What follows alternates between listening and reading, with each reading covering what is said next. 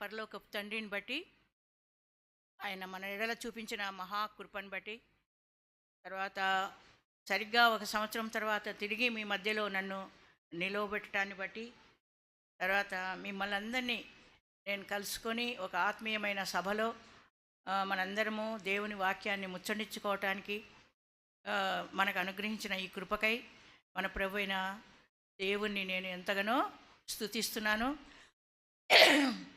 అంతేకాకుండా మన కొరకు చనిపోయి సమాధి చేయబడి తిరిగి లేచి మన కొరకు ఆ పరలోకంలో ఉన్నత లోకంలో మహామోహుని కుడిపార్శ్వన నుండి మన కొరకు విజ్ఞాపన చేస్తున్న మన ప్రియ రక్షకుని బట్టి మిమ్మల్ని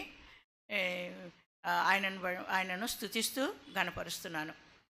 తర్వాత నన్ను మరి నేనైతే అర్హురాల్ని కాదు, మీ వంటి విశ్వాసురాల్ని. మరి ప్రభు ప్రశాంత్ బ్రదరు, గ్రేస్ సిస్టరు, వారి కుటుంబము, వారి బంధువర్గము, కుటుంబీకులందరూ కూడా నా ఎడల ఒక అభిమానంతో కూడిన ప్రేమతో నన్ను ఈ పరిచర్యకు నన్ను ఆహ్వానించినందుకు, ఈ గొప్ప అవకాశం, ఇది శ్రేష్టమైన అవకాశం ఇది కనుక మరి వారిని కూడా నేను ప్రభు నామమును బట్టి ఎంతగానో నేను కృతజ్ఞతలు చెల్లించుకుంటున్నాను. తర్వాత మరి మీలో చాలామంది నన్ను చూసినారు, చాలామందికి గుర్తుంటుంది. నాకు కూడా కొన్ని కుటుంబాలు గుర్తున్నాయి, అందరూ గుర్తులేరు. ఆ మధ్యలో కొన్ని రోజులు తెల్లవారుజామున ప్రార్థనల్లో నేను కూడా మీ సంఘంతో కలుస్తూ వచ్చినాను. అప్పుడు కొన్ని ప్రార్థన విన్నపాలు చేస్తూ వచ్చినాం. ఆ విధంగా మీతో కొంత టచ్ ఉంది నాకు. కాబట్టి క్రీస్తునందు దేవుని సంఘం, గాడ్స్ చర్చ్ ఇన్ క్రైస్ట్, ఈ సంఘంలో మరి తిరిగి నేను నిలవబడగలిగినందుకే ఆ దేవాది దేవునికి కృతజ్ఞత చెల్లిస్తున్నాను. లాస్ట్ ఇయర్ మన మధ్యలో రాణి సిస్టర్ కూడా ఉన్నారు, మీకు గుర్తుండే ఉంటుంది.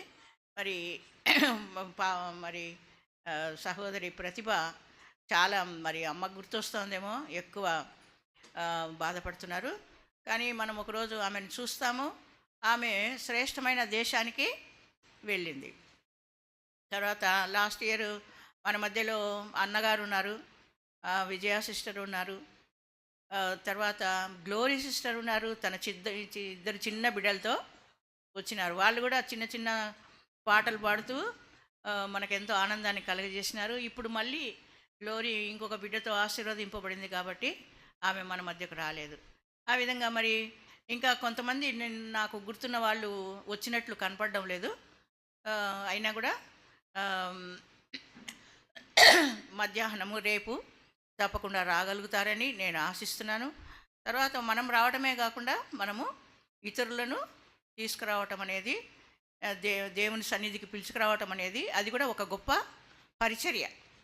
కాబట్టి ఆ విధంగా మన మట్టుకు మనము రావడమే కాకుండా ఇతరులను కూడా ప్రోత్సహించి, దేవుని సన్నిధిలో ఎంతో గొప్ప ధన్యత ఉంది, మనం వెళ్దాం రండి అని మనము ప్రోత్సహించే వారంగా ఉండాలి. ఆ తర్వాత మనకు ఇవ్వబడిన వాక్య భాగము ఏమిటంటే, దేవుని పరిశుద్ధ గ్రంథంలో నుండి సామెతల గ్రంథము 31వ అధ్యాయం 30వ వచనము. ఎవరైనా చదివే వాళ్ళు మైక్ దగ్గర పెట్టుకోండి. సామెతలు 30:31. యెహోవా యందు భయభక్తులు కలిగిన స్త్రీ కొనియాడబడును. చదువు, దాని ముందుది కూడా చదవాలి. అందము మోసకరము, సౌందర్యము వ్యర్థము, యెహోవా యందు భయభక్తులు కలిగిన స్త్రీ కొనియాడబడును. కాబట్టి ఈ వాక్యం మనము చదివినప్పుడు మనకు ఇవ్వబడిన భాగము యెహోవా యందు భయభక్తులు కలిగిన స్త్రీ కొనియాడబడును అని చెప్పారు. కానీ ఈ వాక్యం మనం పూర్తిగా చూడాలి, ఎందుకంటే పై భాగానికి క్రింది భాగానికి సంబంధం ఉంది. ఎలాగంటే తెలుగులో సరిగ్గా లేదు, ఇంగ్లీష్లో ఏముందంటే charm is deceitful and beauty is passing, but a woman who fears the lord she shall be praised. But అనే ఆ మాటతో ఈ రెండు భాగాలు కలపబడింది. కనుక మనము రెండవ భాగాన్ని ధ్యానించే ముందుగా మొదటి భాగాన్ని కూడా కొంత మనం చూద్దాం. తర్వాత ఈ ఈ యొక్క 31 అధ్యాయం అంతా మనం చదివితే ఆ, మనకు కొన్ని అంశాలు ప్రభు మనకు తెలియజేస్తాడు. ఆ, చిన్నపిల్లలు ఏమనుకుంటారంటే ఆ వాక్యం అయిపోయింది కదా, ఇంకా భోజనాలు కదా అని అనుకుంటారు. అంతే కదా, వాక్యం అయిపోయింది కదా, మళ్ళీ ఈ ముసలామె వచ్చింది, అమ్మో ఈమెం చెప్తుందో ఆ? అని అనుకుంటున్నారు. మరి మన లంచ్ టైం ఏంటి చెప్పండి? 1:30, 1:30. ఇప్పుడు ఎంత అయింది? 12:40. మీరే చెప్తున్నారు. 3 వద్దులేండి, 3 తీసేయండి. 12:40 అంటే ఎన్ని నిమిషాలు ఉంది లెక్కల్లో? ఆ? చెప్పలేకున్నారు అంటే 1 అవర్కి. కాబట్టి మరి అన్ని నిమిషాలు మీరు భరించాల్సిందే. ఎందుకంటే దేవుని వాక్యాన్ని మనం సంపూర్ణంగా మనము వినాలి. అంటే సంపూర్ణం అంటే ఇంతవరకు మనం అసంపూర్ణంగా విన్నామని కాదు, ఆ, సమయాన్ని మనం సద్వినియోగం చేసుకుందాం. తర్వాత నేను ఇందాక మీకు చెప్పినాను కదా, ఈ 2 వాక్య భాగాలు మనము చూడాలి. ఏవి? అందము మోసకరము, సౌందర్యము వ్యర్థము, కానీ యెహోవా యందు భయభక్తులు కలిగిన స్త్రీ కొనియాడబడును. చిన్న ప్రార్థన చేసుకుందాం. ప్రేమగల పరలోకపు తండ్రి, నీకే స్తుతి మహిమ ఘనత చెల్లిస్తూ మా ప్రభు అయిన యేసుక్రీస్తు పరిశుద్ధ నామంలో దేవాన్ని సన్నిధిలో నీ వైపు మేము చూస్తున్నాం తండ్రి. నువ్వు మాట్లాడే దేవుడు నాయన, నీ వాక్యము నాయన జీవము కలిగిన వాక్యము, మమ్మల్ని పురికొల్పే వాక్యము, మమ్మల్ని బలపరిచే వాక్యము. దయగల మా తండ్రి, మీ పాదాల చెంత కూర్చున్నప్పుడు అది ఎంతో ఉత్తమమైనదని మీరు సెలవిచ్చినారు. కనుక మేము ఉత్తమమైన దానిని ఏర్పరచుకున్నాం దేవా. మీ పరిశుద్ధ సన్నిధిలో కూర్చొని ఉంటుండగా మీరే మాతో మాట్లాడండి. ఇంతవరకు ప్రతిభను మీ యొక్క సన్నిధిలో నిలవబెట్టి నాయన కొన్ని మాటలు మాకు దయచేసినారు. మరి కొద్దిసేపు నాయన మమ్మల్ని తృప్తిపరచండి, మాతో మాట్లాడండి దేవా. నేను అయోగ్యురాల్ని, అపాత్రురాల్ని దేవా. నీవే నాయన నీ 2 ఆత్మతో నింపి దేవా, ఏదైతే మీరు నాకు సెలవిచ్చినారో ఆ మాటలను శ్రద్ధగా పలకడానికి నాకు సహాయం చేయండి.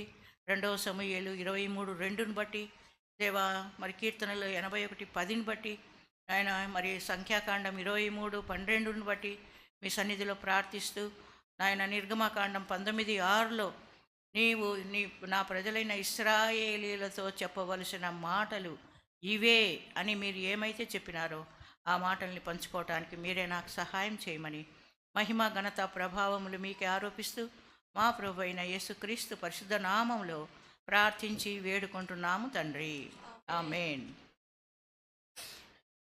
కాబట్టి ఇక్కడ ఈ మాటను మనము కొన్ని భాగాలుగా మనం చూసుకుంటే మొదటి భాగంలో ఏముందమ్మా? అందం మోసకరము, సౌందర్యము వ్యర్థము. కాబట్టి అందము సౌందర్యము 2 కూడా సమానమైన అర్థాలు కలిగినవే. అయితే 2 సార్లు ఏ విషయమైనా చెప్పినప్పుడు దాన్ని నిశ్చయంగా చెప్పినట్లు మనం భావించాలి. 2 సార్లు పిలిచినప్పుడు దాన్ని నిశ్చయంగా పిలిచినట్లు మనం భావించాలి. ఒక్కొక్కసారి ఏదైనా ఒక దృఢంగా సంగతి చెప్పాలనుకున్నప్పుడు మన ప్రభువు కూడా ఏమనేవాడు? మార్తా మార్తా అనేవాడు కదా. అంటే 2 సార్లు పిలవడం అంటే అర్థం ఏమంటే దానిలో ఒక నిశ్చయత ఉంటుందన్నమాట. అలాగా ఇక్కడ ఒకే మాటను, దాదాపు ఒకే అర్థం కలిగిన మాటను 2 సార్లు ఇక్కడ చెప్తున్నారంటే దాంట్లో అర్థం ఏమిటంటే ఇది రూఢిగా మనము తెలుసుకోవలసిన అంశం. అంటే తప్పనిసరిగా మనం తెలుసుకోవలసిన అంశం. అది మనకు తెలుసుకోవాల్సిన అవసరం ఎంతైనా ఉంది అనేది మనం గ్రహించాలి. కాబట్టి అందము లేక సౌందర్యము అనేది ఇదే ఏంటంటే ఈ 2 విధాలుగా మనకుంటాయి. ఏమిటంటే అది బాహ్య సౌందర్యం, అంటే బయటికి కనబడే అందం. అంటే మన భౌతికంగా మన శరీరాన్ని బట్టి, రూపురేఖలను బట్టి మన అందము ఉంటుంది. మరి ఇంకొక సౌందర్యం కూడా ఉంది. అదేంటది? అంతరంగిక స్వభావం అనే సౌందర్యం. అంటే మన అంతరంగంలో ఉండే మన గుణగణాలు మన సౌందర్యాన్ని అధికం చేస్తాయి. చూడటానికి మంచిదే కానీ ఆమె అంత చూడటానికి బాగుంది కానీ ఆమె అంత మంచిది కాదంటాం. అంటే అర్థమేమి? రెండు విధాల ఒక వ్యక్తి కనిపిస్తారు. ఎట్లా? బయటికి ఒక రకంగా కనిపిస్తారు. ఆ యొక్క సన్నిహితంతో కలిసి ఉండటాన్ని బట్టి వారి మాటలు, వాళ్ళ వైఖరి, వాళ్ళ గుణగణాలు మనం అర్థం చేసుకునేటప్పుడు ఆ, వాళ్ళు వాళ్ళ గుణగణాలు మనకు తెలిసినప్పుడు వాళ్ళ అందము ఎక్కువ కావడమో తక్కువ కావడమో మన మన జీ- మన మన యొక్క అవగాహనలో మనకు తెలుస్తుంది. కాబట్టి ముఖ్యంగా క్రైస్తవ బిడ్డలకు, ప్రభువు నమ్మిన బిడ్డలకి ఆ, రెండు జీవితాలు ఉంటాయి, రెండు సౌందర్యాలు ఉంటాయి. రెండు జీవితాలు ఏంటివంటే భౌతికమైన జీవితం, లోకంలో మనం నడుచుకునే విధానం, మన ఉద్యోగము, మన స్థితిగతులు, మన పనిపాటలు, ఇవంతా భౌతికమైన జీవితం. ఆత్మీయ జీవితం ఒకటి ఉంటుంది మనకు. అదేంటంటే ప్రభువుతో మనకు కలిగిన సంబంధం, ప్రభు యొక్క వాక్యాన్ని మనము ధ్యానించడం, ప్రభువుతో మాట్లాడడం, ప్రభువును ఆరాధించటం, ప్రభు బిడ్డలతో కలిసి ఉండటం, సంఘం సహవాసంలో నిలిచి ఉండటం, ప్రభు ఏ ఏ ఏ సత్క్రియలు చేయమని మనకు సెలవిచ్చినాడో ఆ సత్క్రియలు చేయటం, ఇదంతా ఒక ఆత్మీయమైన జీవితం. మరి మనం ఎప్పుడు కూడా భౌతిక జీవితం విషయంలో ఉన్నంత శ్రద్ధ ఆత్మీయమైన జీవితంలో మనకు ఉండదు. అలాగే భౌతికమైన అందమును దాన్ని అధికం చేసుకోవడంలోనో, దాన్ని శ్రద్ధగా కాపాడుకోవడంలో ఉన్న శ్రద్ధ అంతరంగ స్వభావాన్ని నూతనపరుచుకొని మరి మరి గుణమైన అక్షయ అలంకారములతో అలంకరించుకోవాలా అనే పేతురు తన పత్రికలో చెప్పబడిన ఆ మాటల్ని మనము అంతగా లక్ష్య పెట్టం కదా. మనం ఎంతమంది మన యొక్క గుణగణాల్ని, లేక మన క్యారెక్టర్ని, మన స్వభావాన్ని, మన వైఖరిని మరి ఇతరులకు అంగీకారంగా, దేవునికి అంగీకారంగా ఉండాలని ప్రయత్నం చేస్తాం? సామాన్యంగా అంత శ్రద్ధ చూపించం, ఏదో అలాగా వెళ్ళిపోతూ ఉంటాం. కాబట్టి మరి భౌతికమైన సౌందర్యాన్ని విషయంలో మనం ఎంత శ్రద్ధ చూపిస్తామో, అంతరంగిక సౌందర్యం కూడా దాన్ని మనం అంతగా లెక్క పెట్టాలి. ఎందుకంటే దేవుడు ఎప్పుడు పై రూపాన్ని, చెప్పండి, పై రూపాన్ని లక్ష్య పెట్టడు. ఆయన ఏం చూస్తాడు? మన అంతరంగాన్ని చూస్తాడు, మన హృదయాన్ని చూస్తాడు. ఇప్పుడు ఉదాహరణకి నేను ఒక ప్రశ్న మిమ్మల్ని అడుగుతా. ఇప్పుడు మీరందరూ, లేక మనందరము ఎందుకు వచ్చినాము ఇక్కడికి? ఇదేంటి? దేవుని మందిరం. ఈ మందిరంలో ఈ సమావేశానికి మనం ఎందుకు వచ్చినాం? ఈరోజే కాకుండా రోజు మనం ఎందుకు వస్తాం? ఏ ఉద్దేశంతో వస్తాం? మీరు చెప్పండి. మీరు ఏ ఉద్దేశంతో దేవుని మందిరానికి వస్తున్నారు? ఒక్కరు చెప్పండి గట్టిగా. సహవాసము, సహవాసం కొరకు. ఎవరితో? దేవుని ప్రజలతో. దేవుని ప్రజలతో సహవాసం. ఇంకా ఇంకా మీరు కూడా చెప్పండి. మీ మీ మీ మీ ఉద్దేశాలు చెప్పండి అమ్మా. దేవుణ్ణి ఆరాధించడానికి, ఇంకా దేవుని మాటలు వినటానికి. సరే, కాబట్టి సహవాసము, తర్వాత దేవుని ఆరాధించటం, దేవుని సన్నిధిలో ప్రార్థించడం, వీటి కొరకు మనము వస్తున్నాం. అది మంచిదే. మీరు మీ మీ యొక్క అభిప్రాయాలు, ఉద్దేశాలు చాలా బాగున్నాయి. అవి కోరదగినవి, మెచ్చదగినవే. అయితే దేవుని వాక్యంలో ఒక మాట మనం చదువుకుందాం. యెషయా గ్రంథం 2వ అధ్యాయంలో, అంటే వాక్యం ఏం చెప్తా ఉంది అనేది మనం చూస్తాం. యెషయా గ్రంథం 2వ అధ్యాయము 3వ వచనం చదవండి. యెషయా 3.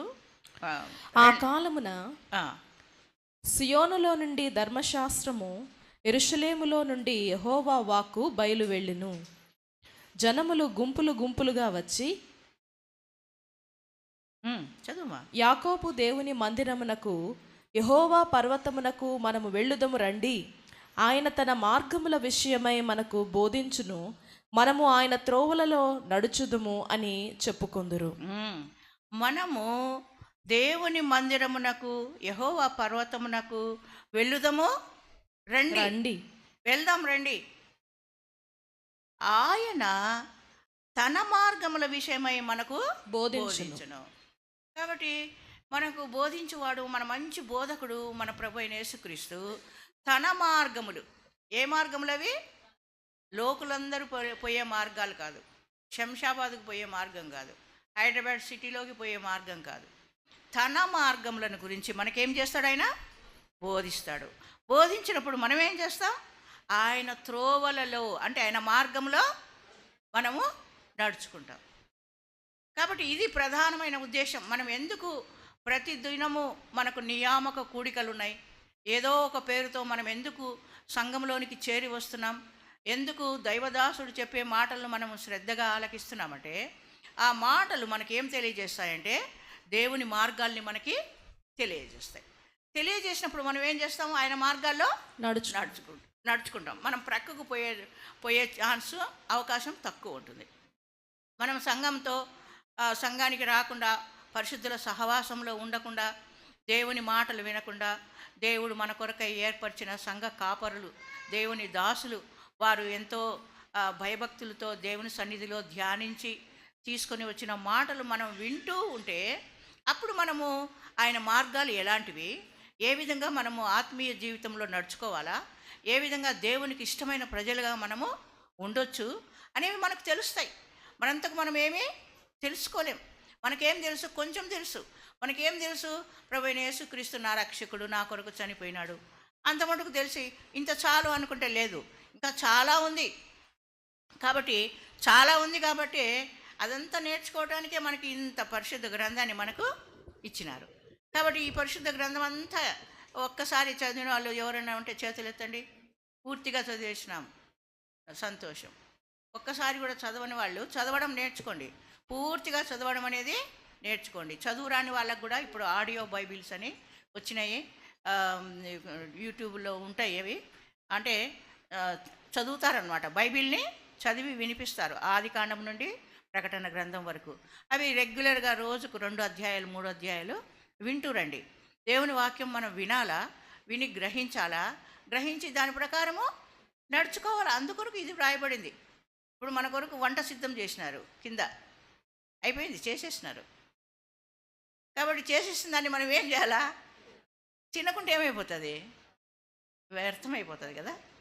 కాబట్టి తిందామా? పోయి తిందామా లేదా? లక్కీనా? ఏం పేరు చిన్న పాప? వెళ్దామా వద్దా? వెళ్దాం అంటున్నారు ఎవరో. సరే, అయితే వెళ్దాము. కొంచెం సేపు ఓపిక పట్టండి. అయితే మరి ఏదైనా మంచిది మనకు రావాలంటే కొంచెం ప్రయాసపడాల. ప్రయాస లేనిది ఫలితము లేదు. మనకి ఇప్పుడేం వంట చేసే పని లేదు కాబట్టి కొంచెం ఓపికగా విందాము. ఎందుకంటే దేవుని వాక్యం చాలా రుచిగా ఉంటుంది. అది అంటే మనం రుచిస్తే తెలుస్తుంది అన్నమాట. అయితే ఈ భాగంలో నేను ఇందాక చెప్పినట్టు మొదటి భాగం ఏంటంటే అందము మోసకరము, సౌందర్యము వ్యర్థము అనే మాట ఒకటి ఉంది. తర్వాత రెండవ భాగంలో యెహోవా యందు భయభక్తులుగా స్త్రీ కొనియాడబడును. ఇప్పుడు దేవుని వాక్యం అనేది ఏంటంటే అది ఒక గని. అంటే దాన్ని ఏమంటారమ్మా? నిధి, ఇంగ్లీష్లో ఏమంటారు? గనులు కోల్ మైన్స్. ఏంటి యంగ్ గర్ల్స్ ఉన్నారా లేరా? ఏమి ఎక్కడున్నాయో మీ మైండ్? ఆలోచనలు నియంత్రించుకోండి. మరి షార్ప్గా ఉండండి. మీరే బాగా చెప్పాలా ఏదైనా అడిగినప్పుడు, అప్పుడు బాగుంటుంది అనమాట. కాబట్టి ఈ మైండ్ అంటే ఈ యొక్క గనుల్లో ఏ ఖనిజమైనా, ఏ లోహమైనా, అది బంగారు కానివ్వండి, ఇంకేదైనా కానివ్వండి, బొగ్గు కానివ్వండి, అది ఏమవుతుందంటే త్రవ్వి తీసే కొద్దీ దొరుకుతూ ఉంటుంది. అట్లనే దేవుని వాక్యము ప్రతిభా సిస్టర్ చెప్పేసినారు, అయిపోయింది. ఇంకా దేవుని యందు భయభక్తులు గల స్త్రీ అమ్మ చెప్పేసినారు, అయిపోయింది ఇంకా ఈ రోజుకు వాక్యం అని అనుకోకూడదు. ఎందుకంటే ఇంకా ఉంది, చాలా చాలా ఉంది. ఈ నెలంతా ధ్యానించినా ఉంటుంది, సంవత్సరం అంతా ధ్యానించినా ఉంటుంది. కాబట్టి ఇక్కడ ఈ రెండవ భాగంలో ఏమేమి ఉన్నాయి చూడండి. యెహోవా యందు భయభక్తులు అనే ఒక భాగం ఉంది. తర్వాత కలిగిన స్త్రీ అనే ఒక భాగం ఉంది. మూడవ భాగం ఏంటమ్మా? కొనియాడబడును. ఇప్పుడు ఈ భాగాలన్నిటిలో మీకు ఇష్టమైన మాట ఏది చెప్పండి?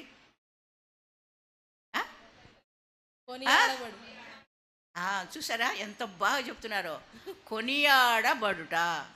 ఇది కొనియాడబడడం అంటే అప్రిషియేషన్, అంటే మెచ్చుకోవడం కదా. గుడ్ అంటే పిల్లలకి ఎంత సంతోషమో. 5 గుడ్లు వచ్చినాయి మనకు అంటారు అనమాట. అంటే 5 గుడ్లు ఇచ్చినారు నాకు టీచర్ అంటే గుడ్ అని 5 సార్లు అన్నారని అర్థం.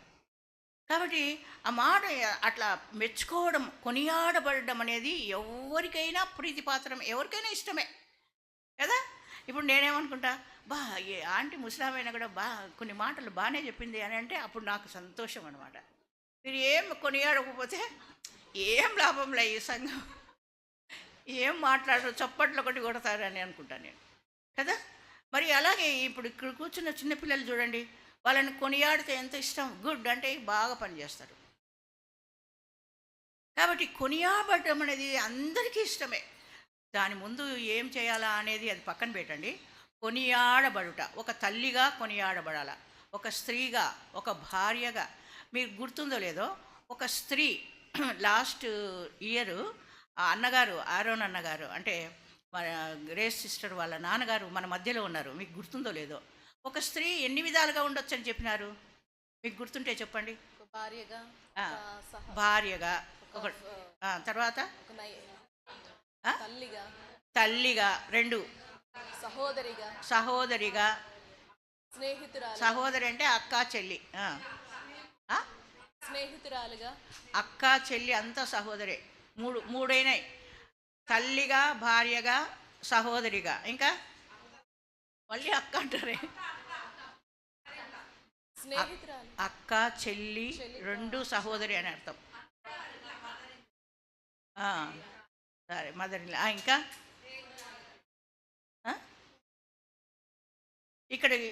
ఇక్కడే చూస్తామా, ఇక్కడ ఈ అధ్యాయంలో చూస్తాం. మొదటి వచనం 31:1. రాజైన లెమూయేలు మాటలు, అతని తల్లి అతనికి ఉపదేశించిన దేవోక్తి. చాలుమా. ఇక్కడ ఎవరున్నారమ్మా? తల్లి బాగా గుర్తుపెట్టుకోండి. తర్వాత 10వ వచనం, గుణవతి అయిన భార్య దొరుకుట అరుదు, అట్టిది ముత్యము కంటే అమూల్యమైనది. ఇక్కడ ఎవరున్నారమ్మా? భార్య, ఒక తల్లిగా, ఒక భార్యగా. తర్వాత 26వ వచనం చదువుమా. జ్ఞానము కలిగి తన నోరు తెరుచును, కృపగల ఉపదేశము ఆమె బోధించును. కాబట్టి ఆమె ఎవరామె? జ్ఞానము కలిగి బోధించే బోధకురాలు, ఒక ఉపదేశకురాలు, ఒక ఇన్స్ట్రక్టర్, ఒక అడ్వైజర్ అనుకుందాం, బోధకురాలుగా ఉండొచ్చు. ఇంకా 29, చాలామంది కుమార్తెలు పతివ్రత ధర్మమును అనుసరించి ఉన్నారు కానీ వారందరినీ నీవు మించిన దానివని ఆమె పెనిమిటి ఆమెను పొగుడును. ఇక్కడ చాలామంది కుమార్తెలు. కాబట్టి ఒక స్త్రీ ఎట్లుండొచ్చు? తల్లి, కుమార్తెగా ఉండొచ్చు. ఇప్పుడు 4 అయినారు కదమ్మా, తల్లి, భార్య, బోధకురాలు, కుమార్తె. ఇంకా ఏంగా ఉండొచ్చు? ఒక స్నేహితురాలుగా ఉండొచ్చు. ఉండొచ్చా లేదా? ఉండొచ్చు. తర్వాత ఇంకా ఏముగా ఉండొచ్చు?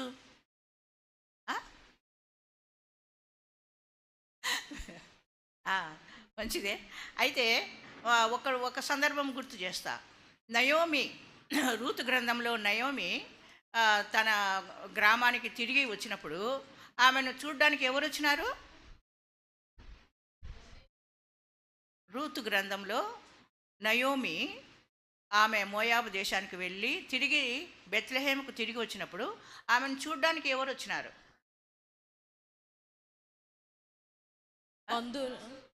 బంధువులు. ఇంకా ఇంకా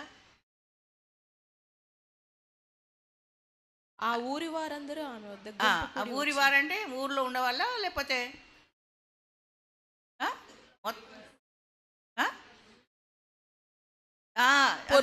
చెప్తున్నారు? నైబర్స్ అంటే ఇరుగు పొరుగు స్త్రీలు, పొరుగున స్త్రీలు, ఇరుగు పొరుగున ఉండే స్త్రీలు. పొరుగు స్త్రీగా కూడా ఒక స్త్రీ ఉండొచ్చు. కాబట్టి ఇప్పుడు మనం ఎన్ని చూసాము? 5 కాదు. అమ్మ, తల్లిగా, భార్యగా, బోధకురాలుగా, సహోదరిగా, స్నేహితురాలుగా, కుమార్తెగా, పొరుగున ఉండే స్త్రీ. ఏడు. ఏడంతలుగా ఒక స్త్రీ ఉండొచ్చు. అంటే మీరు ఇప్పుడు ఇందాక చెప్పినారు, పెద్దమ్మ, పెద్దత్త, చిన్నత్త, మేనత్త. నిన్న మా మా మేనల్లుడు బర్త్డే, అంటే వాడు తండ్రి కొడుకు ఇద్దరి బర్త్డే ఒకే రోజు. వెళ్తే ఆ అబ్బాయి ఇట్లా చెప్తున్నాడు. ఏమని చెప్తున్నాడంటే, నన్ను నన్ను కన్న తల్లికి అని వాళ్ళ అమ్మకి కేక్ తినిపించినాడు. పక్కన నేను ఉంటే మా ఆత్మీయ తల్లి అని నాకు కేకు ఇచ్చాడు. పక్కన వాళ్ళ అత్త ఉంటే నాకు పిల్లనిచ్చిన తల్లికి అని చెప్తుంటే నాకు చాలా నవ్వు వచ్చింది. కాబట్టి చూడండి, తల్లులే 3 రకాలు. ఇంకా అట్లా ఆ లెక్కన మనం మేనత్త అట్లా చెప్తే ఎంతమంది అవుతారో. కానీ నిజమే, మీ భావన కూడా మంచిదే. అయితే ఇక్కడ స్త్రీని 7 విధాలుగా ఉండటానికి దేవుడు ఏర్పరిచినాడని లాస్ట్ ఇయరు మరి అన్నగారు, ఆరోన్ అన్నగారు ఆ పైనుంచి దిగి వచ్చి ఇక్కడ నిలబడి చెప్తా ఉంటే నిజంగా నాకు చాలా ఆశ్చర్యం అనిపించింది. నేను అది మర్చిపోలేదన్నమాట. కాబట్టి స్త్రీగా మనల్ని ఎందుకు పుట్టించినాడు అని అంటే, 7 బాధ్యత మన మీద ఉంది. కాబట్టి ఈ 7 బాధ్యతలో పరిశుద్ధ గ్రంథంలో ఉన్న స్త్రీలు ఎలాగా వాళ్ళు పాస్ అయినారా లేక ఫెయిల్ అయినారా? ఈ దినాల్లో గర్ల్స్ యంగ్ బాయ్స్ కానీ గర్ల్స్ కానీ కనపడితే ఏం చదువుతున్నావు అంటారు, ఏ ర్యాంక్ వచ్చింది అంటారు, పాస్ అయినావా ఫెయిల్ అయినావా అని అడుగుతారు. ఇట్లయినా ఇవే కదా అడుగుతారు కదా. కాబట్టి అట్లనే మనం స్త్రీలంగా మనం ప్రశ్న వేసుకోవాలి. నేను ఒక తల్లిని, నేను మంచి తల్లినా లేక చెడ్డ తల్లినా, లేకపోతే పాస్ అయ్యానా ఫెయిల్ అయ్యానా, నా బాధ్యతలు నిర్వర్తించినానా లేదా? ఇలాగా ప్రతి సందర్భంలో ప్రతి స్థితిలో మనము ప్రశ్నించుకున్నప్పుడు ఆ దేవుని దృష్టికి మనము అనుకూలంగా ఉన్నామా లేదా అనేది మనకు తెలుస్తుంది. అయితే నేను మీ మధ్యకు నేను ఏమేమి తీసుకురావాలనుకున్నానంటే, మొదటి భాగము ఇందాక చెప్పినాను కదా, అందము మోసకరము, సౌందర్యము వ్యర్థము, ఇది ఒక అంశము. తర్వాత యెహోవా యందు భయభక్తులు అనేది ఎవరుండాలా, ఎవరి మీద ఉండాలా, ఎందుకు ఉండాలా? ఎప్పుడైనా దేవుని వాక్యం చదువుకునేటప్పుడు అలాగా మనం ప్రశ్నలు వేసుకుని ఆ ప్రశ్నల కోసం మనం క్వశ్చన్ బ్యాంక్ తీసుకోకూడదు. ఏ విజ్ఞానం లేకపోతే ఇంకా ఏదో వాళ్ళు ఇచ్చే ఆ నోట్స్ మనకు అది కాదు, పనికిరాదు. మనకి ఎవరు చెప్తారు ఆ మాటలకు జవాబు? ఈ యొక్క ఎంతమంది బైబిల్ తెచ్చుకున్నారు?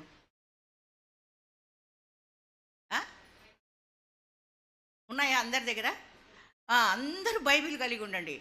ఒకవేళ ఫోన్లో ఉంటే ఉండొచ్చు, కానీ పరిశుద్ధ గ్రంథం మన చేతిలో అనేది ఉండాలి. దేవుని వాక్యాన్ని మనం గణపరిస్తే ఆయన మనల్ని గణపరుస్తాడు. అంటే నిజంగా నేను చెప్తున్నాను మీకు నా స్వానుభవము. నేను ఎప్పుడైతే ఈ వాక్యాన్ని అపురూపంగా, నాకు ఈ బైబిల్ చూస్తే పొద్దున పూట లేచి నేను ఆరాధన చేసుకున్న తర్వాత పరిశుద్ధ గ్రంథం తీసుకుంటే నాకు నిజంగా ప్రతిరోజు నేను దేవుని సన్నిధిలో నిలబడి చెప్తున్నా, నాకు ఎంతో సంతోషం వస్తుంది అనమాట. ఎవరో ఒక స్నేహితురాల్ని దగ్గరికి తీసుకున్నట్టుగా, ఇష్టమైన ఒక పదార్థాన్ని లేక వస్తువును దగ్గర తీసుకున్నట్టుగా అనిపిస్తుంది. అంతగా ప్రేమగా చదువుతాను నేను. అట్లా కొన్ని సంవత్సరాలుగా నాకు సమయం ఇచ్చినాడు దేవుడు, నాకు ఒక వెలిగింపు ఇచ్చినాడు, నాకు ఒక నేర్పించినాడు.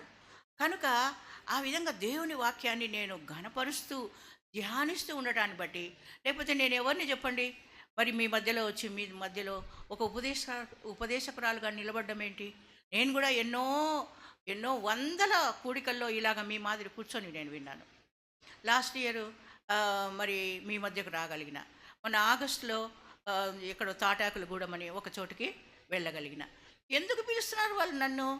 నేనేమైనా పెద్ద ఉపదేశకురాల్ని కాదు, బైబిల్ పండితురాల్ని కాదు, విద్వాంసరాల్ని కాదు. ఎందుకంటే నేను దేవుని వాక్యాన్ని నా అంతరంగంలో నేను హెచ్చించి గణపరిచి ధ్యానిస్తూ నా హృదయంలో వాక్యాన్ని పెట్టుకున్నాను. కాబట్టి నా దేవుడు నన్ను ఈ విధంగా మీ మధ్యలో నన్ను నిలబెడుతున్నాడు. ఇది ఘనత కాదా? ఘనతయే. ఎంతోమంది నాకంటే పరిశుద్ధులు దైవ సేవకురాండ్రు ఉన్నారు. మరి నాకెందుకు ఈ అవకాశం ఇచ్చినాడు? నిజంగా నేను వర్ణింపజాలను ఆయన యొక్క ప్రేమను, ఆయన యొక్క నమ్మకత్వాన్ని. దేవుడు నమ్మదగిన వాడు, ఆయన మాట ఇస్తే నెరవేరుస్తాడు. దేవా నీవు దేవుడవు గనుక నీ మాట సత్యము. చెప్పండి, దేవా నీవు దేవుడవు గనుక నీ మాట సత్యం. ఆయన చెప్తే చేసేస్తాడనమాట. ఈ మాట ఎవరన్నారంటే దావీదు అన్నాడు. దావీదు దేవుని సన్నిధిలో ప్రవేశించి ఆయన హృదయంలో పరవశం కలిగి ఏమంటున్నాడంటే, దేవా నీవు దేవుడవు గనుక నీ మాట సత్యము, నా పట్ల నువ్వు ఏమేమి చెప్పినావో అన్నీ నెరవేర్చినావు అని ఆయన చెప్తున్నాడు. కాబట్టి ఈ విధంగా మీరు ఏదో మనము క్రైస్తవులము, మనం పేరు పెట్టుకున్నాం, మనకు కూడా ఒక దేవుడు ఉన్నాడు, అందరూ గుళ్ళకు గోపురాలకు వెళ్తారు కదా, మనం కూడా చర్చికి వెళ్తాం, కాబట్టి వెళ్దాం వస్తాం అంతటితో అని మనం అనుకోకూడదు. నిజంగా దేవుని పట్ల నీ విశ్వాస్యత ఎట్లా ఉంది? దేవుని పట్ల నీ అభిప్రాయం ఎలా ఉంది? దేవుణ్ణి నువ్వు ఇంకా ఏమనుకుంటున్నావు? మత్తయి సువార్త మొన్న సండే సోమవారము మాకు ఒక ఉపవాస ప్రార్థన జూమ్లో ఉంటుంది. చాలామంది దాదాపు 40-45 మంది కూడి వస్తారు. అప్పుడు వాక్యం చెప్పడానికి ప్రభువు నన్ను ఉపయోగించుకున్నప్పుడు అక్కడ మత్తయి సువార్త 16వ అధ్యాయంలో ప్రభు ఏమంటాడంటే తన శిష్యులతో ప్రజలంతా నన్ను గురించి ఏమనుకుంటున్నారు అని అడుగుతాడు. అడిగితే వాళ్ళు సమాధానం చెప్తారు. ఆ తర్వాత ఆయన ఇంకొక మాట ఏమన్నాడంటే మీరేమనుకుంటున్నారు అనే ఒక ప్రశ్న వేసినాడు. కాబట్టి ఆ ప్రశ్నతో ఆ రోజు 1 గంట వర్తమానం ప్రభు మాకు ఇచ్చినాడు. కాబట్టి నువ్వేమనుకుంటున్నావు? వ్యక్తిగతంగా నాకు ఒక పేరు ఉందిలే అనుకుంటున్నావా? క్రైస్తవ పేరు, నా తల్లిదండ్రులు క్రైస్తవులు అనుకుంటున్నావా? నాకు కూడా ఈ సంఘంలో సభ్యత్వం ఉంది, నేను ఒక సభ్యురాలుగా గుర్తింపబడ్డాను అని సంతృప్తి పడుతున్నావా? నేను కూడా ఏదో చేస్తున్నాను ఇక్కడ అనుకుంటున్నావా? ప్రభువుని గురించి ఏమనుకుంటున్నావు? ఎవరు ఆయన? నీ రక్షకుడు, అంతేనా? అంతటితో సరిపోయిందా? ఆయన గురించి ఇంకా తెలుసుకుంటున్నావా? ఆయన గురించి తెలుసుకోవాల్సింది ఇంకా ఉందా లేదా? లేకపోతే ఇంత గ్రంథం ఎందుకు రాయబడింది? కాబట్టి నీవేమనుకుంటున్నావు? అంతకంతకు నీ ప్రభువుని గురించిన అభిప్రాయాలు, నీ ప్రభువుని గురించిన ఉద్దేశాలు నీలో అధికము కావాలి. ఎందుకంటే దేవుని పరిశుద్ధ గ్రంథంలో ఏం రాయబడిందంటే చూడండి, ఒక మాట చూస్తాం. రోమీలకు రాసిన పత్రిక 9వ అధ్యాయము, రోమా పత్రిక 9 చదవండి మా 5వ వచనం.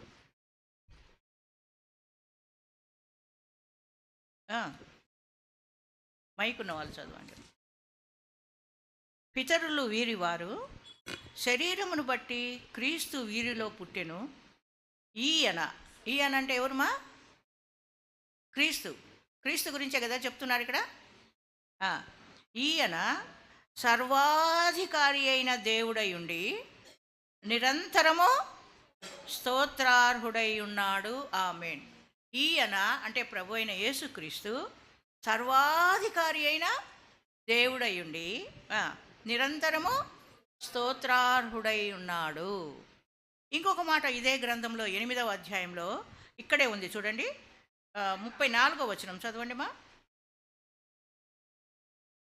8:34 రోమన్స్ 8:34. శిక్ష విధించువాడెవడు? చనిపోయిన క్రీస్తు యేసే. అంతేకాదు మృతులలో నుండి లేచిన వాడును దేవుని కుడిపార్శ్వమున ఉన్నవాడును మన కొరకు విజ్ఞాపనము కూడా చేయువాడును ఆయనే. కాబట్టి చనిపోయిన క్రీస్తు యేసే. మనకు ఎంతవరకు తెలుసు? చనిపోయిన క్రీస్తు యేసు. గుడ్ ఫ్రైడే ఇందాక ప్రార్థనలో ఉషా సిస్టరు ఈ పండుగ దినాన అని ప్రార్థన చేస్తుంటే సడన్గా నాకు ఏం పండుగ ఇప్పుడు? క్రిస్మస్ కాదే, ఈస్టర్ కాదే అని మళ్ళీ స్త్రీల పండుగలు, స్త్రీల ప్రత్యేక సభలనే పండగలు. ఈ రెండు రోజులు మనకేంటి? పండగ, పర్వదినాలు అన్నమాట. కాబట్టి అంత మటుకే కాదు, చనిపోవడమే కాదు, తర్వాత మృతులలో నుండి, చెప్పండి, మృతులలో నుండి, మృతులు అంటే ఎవరు? మరణించిన యంగ్ గర్ల్స్ చెప్పాలా మీరు బాగా? తెలుగులో చెప్తే మీకు అర్థం కాదు కదమ్మా. ఇంగ్లీష్ మీడియం అందరూ అయితే తెలుగే కదా మీరు మాట్లాడేది, మాతృభాష. చెప్పండి, చనిపోయిన క్రీస్తు యేసే. అంతవరకు ఆగిపోయినారా? ఇంకా అంతేకాదు మృతులలో నుండి లేచిన వాడు దేవుని కునిపార్శ్వమున ఉన్నవాడు. ఇప్పుడు ఎక్కడున్నాడు ఆయన? దేవుని దేవుని కుడిపార్శ్వమున ఉన్నవాడు. ఉండడమే కాకుండా ఏం చేస్తున్నాడు ఆయన? మన కొరకు విజ్ఞాపన కూడా చేయుచున్నవాడు కూడా ఆయనే. కాబట్టి ఈ గ్రహింపు మనకు ఎప్పుడు తెలుస్తుంది అంటే, మనము ఎవరైనా చెప్తుంటే దేవుని సన్నిధిలో వినాలి, లేకపోతే పరిశుద్ధ గ్రంథం మనము చదవాలి. ఏం లేకుంటే మనం ఎక్కడ ఆగిపోతాం? ప్రభువైన యేసుక్రీస్తు నా కొరకు చనిపోయినాడు, సిలువలో వేలాడినాడు, ఇంకా కొంచెం తెలిస్తే సమాధి చేయబడినాడు, ఇంకా కొంచెం తెలిస్తే ఆయన తిరిగి లేచినాడు, అంతవరకే మనం తెలుసుకొని అక్కడ ఆగిపోతాం. కానీ ఆయన గురించి మనం ఇంకా ఎక్కువగా తెలుసుకోవాల్సింది ఉంది. ఆయన యుగములకు రాజు. ఇక్కడ ఇదే పత్రికలో 2వ అధ్యాయం చూడండి, 2వ అధ్యాయము 25, మొదటి అధ్యాయము 25వ వచనం. అట్టివారు దేవుని సత్యమును అసత్యమునకు మార్చి సృష్టికర్తకు ప్రతిగా సృష్టమును పూజించి సేవించిరి, యుగముల వరకు ఆయన స్తోత్రార్హుడై ఉన్నాడు. ఆమేన్. కాబట్టి కొంతమందిని గురించి చెప్తూ వాళ్ళు సృష్టికర్తకు బదులుగా సృష్టాన్ని పూజిస్తున్నారు అంటూ వాళ్ళని అట్లా పక్కన పెట్టేసి, మన ప్రభు అయిన యేసుక్రీస్తుని గురించి ఏం చెప్పబడుతుందంటే, యుగముల వరకు ఆయన స్తోత్రార్హుడై ఉన్నాడు. ఆయన ఎవరంటే యుగముల వరకు స్తోత్రార్హుడు. కాబట్టి ఆయన స్తోత్రములకు పాత్రుడు. కాబట్టి యుగముల వరకు స్తోత్రార్హుడైన వాడిని, ఆ దేవుణ్ణి, ఆ ప్రభువును, ఆ రాజాది రాజును మనము ఏదో ఒక పూట లేక ఒక పండుగ రోజు ఒక స్పెషల్ మీటింగ్స్లో మాత్రమే స్తోత్రించి కీర్తించి ఆయన కొనియాడైన జ్ఞాపకం చేసుకొని ఇంకా సరిపోయింది ఈ డోసు ఈ సంవత్సరానికి అనుకుంటామా? నిరంతరము ఆయన స్తోత్రార్హుడు. ఎల్లప్పుడూ మనం ఆయనను స్తుతించాలా, ఎల్లప్పుడూ ఆయనను మనం స్తోత్రించాలా, ఎల్లప్పుడూ ఆయనను మనం కీర్తించాలా. అది మనం అభ్యాసం చేసుకోవాలి. అది మన జీవితంలో ఒక భాగం కావాలా. మనం తినేటప్పుడు ఎట్లా తింటాం? గాలి పీల్చుకునేటప్పుడు ఎలా పీల్చుకుంటాం? గాలి కొంచెంసేపు పీల్చుకొని కొంచెంసేపు ఊరుకుంటామమ్మా? మన శ్వాసక్రియ అంటే గాలిని లోపలికి పీల్చుకోవడం, బయటికి వదలటం అనే ఈ క్రియ ఒక నిరంతరము జరుగుతూ ఉంటుంది. మనం ఎట్లా ఉన్నా, నిద్రపోతున్నా, మేల్కున్నా ఆ ప్రక్రియ, అది ఆ ప్రాసెస్ జరుగుతూనే ఉంటుంది. అట్లనే మనం భోజనం చేయడం అనేది కూడా రోజుకు ఎన్నిసార్లు ఆకలేస్తే అన్నిసార్లు తింటుంటాం. అలాగే మన ప్రభువును స్తుతించి గణపరచటం అనేది మనము నిరంతరము చేయాలా అనేది మనం నేర్చుకోవాలి.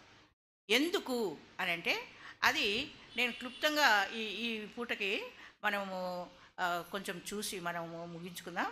అదేంటంటే, అందము మోసకరము, సౌందర్యము వ్యర్థము. కాబట్టి మరి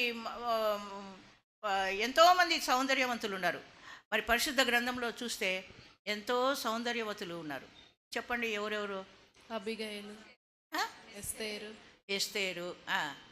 ఆమె అందమైన రూపము, సుందరమైన ముఖము. మీరు బాగా గమనించాలా, రూపం వేరే, ముఖము వేరే. కొంతమంది చక్కగా ఉంటారు అంత మొత్తము, కానీ స్ట్రక్చర్ అంతా, కానీ ముఖం బాగుండదు కదా. కొంతమంది శరీరం ఆకృతి సరిగ్గా లేకపోయినా ముఖము చాలా అందంగా ఉంటుంది. ఎస్తేరు అందమైన రూపము, సుందరమైన ముఖము కాలేదుగా ఉంది అని మనం చూస్తాం. ఇంకా చెప్పండి, త్వరగా చెప్పాలా. అబిగయలు రూపసి. ఇంకా సారా చాలా అందమైంది. ఎవరన్నారా మాట? చెప్పుమా. భర్త, ఆమె భర్తనే అన్నాడు, నువ్వు చక్కని దానివని ఎరుగుదును అన్నాడు. చూడండి, వాళ్ళ భర్తకి ఆమె ఎంత అందంగా కనపడిందో. నువ్వు చక్కని దానివని నేను ఎరుగుదును అంటాడు. అలాగే ఇంకా రాహేలు, ఆమె చాలా అందమైంది. ఇంకా రిబకా, ఆ చిన్నది చక్కనిది. ఆ చిన్న చిన్న మాటలు మనము గుర్తుపెట్టుకోవాలి. అలాగే మరి ఇంకా అంటే పురుషుల్లో కూడా అంటే వాళ్ళలో కూడా అందమైన వాళ్ళు ఉన్నారు. ముఖ్యంగా గ్రంథంలో దావీదు కుమారులు అబ్షాలోము. అబ్షాలోము చాలా అందంగా ఉంటాడని. అబ్షాలోము కంటే పెద్దవాడు ఒకడున్నాడు, అదోనియా. అతడు కూడా చాలా అందమైన వాడని వ్రాయబడింది. మిగతా వాళ్ళు కూడా ఉండొచ్చు ఎంతోమంది. అయితే అందరికంటే అతి సుందరుడు, అతి మనోహరుడు ఒకరున్నారు. ఎవరైనా? యేసు ప్రభు. కాబట్టి మన ఆరాధనలో మనం ఎప్పుడు ఆయనను అతి సుందరుడవు, అతి మనోహరుడవు అని మనం ఆయనని కీర్తించి కొనియాడుతుంటాం. ఎంతగా ఆయన సుందరుడు అని అంటే మరి ఆపాదమస్తకం అంటే అంటే సూటిగా డైరెక్ట్గా యేసు ప్రభువును గురించి వ్రాయబడిన మాటలు కాదు, కానీ అక్కడ వ్రాయబడిన సందర్భం వేరే. ఒక శూలమితి తన ప్రియుని గురించి వర్ణిస్తూ ఉంది. పరమగీతంలో ఆ మాటలు ఉన్నాయి 5వ అధ్యాయంలో. ఆమె స్నేహితురాండ్రు అడుగుతారు, ఏమమ్మా నీ ప్రియుని ప్రత్యేకత ఏంటి, ఆయన విశేషం ఏమిటి అంటే ఆమె ఆ ప్రియుణ్ణి ఇలాగా వర్ణిస్తూ ఉంది. నా ప్రియుడు చాలా 10,000 మందిలో గుర్తించవచ్చు, ఆయన అతి సుందరుడు అంటూ. ఆయన తల అపరంజి వలె మెరుస్తూ ఉంటుందంట. అపరంజి అంటే ప్రశస్తమైన బంగారు. బంగారు తల ఎలా మెరుస్తుంటుందో అట్లా మెరుస్తూ ఉంటుంది అంటూ. అరే బంగారు తల బంగారంగా అంటే జుట్టు కూడా బంగారు వర్ణంలో ఉంటుందా అని అనుకుంటారండి. వెంటనే అతని తల వెంట్రుకలు కాకపక్షముల వలె, కొన్ని బైబిల్లో కృష్ణవరంలో అని ఉంది, కొంతమంది నల్లనివి అని చదువుతున్నారు ఇప్పుడు. అతని తల వెంట్రుకలు ఎట్లున్నాయంటే కాకపక్షములు, అంటే కాకి రెక్కలు ఎట్లుంటాయి, నల్లగా ఉంటాయి. వెంట్రుకలు నల్లగా ఉండాలా, ముఖము తెల్లగా ఉండాలి కదా. అలా కాకుండా రెండు వేరుగా విభిన్నంగా ఉంటే అంత బాగుండదు కదా. ఆయన తల వెంట్రుకలు కాకపక్షముల వలె కృష్ణవర్ణములు అనగా నల్లనివి, అవి నొక్కులుగా కనబడుచున్నవి అంటుంది.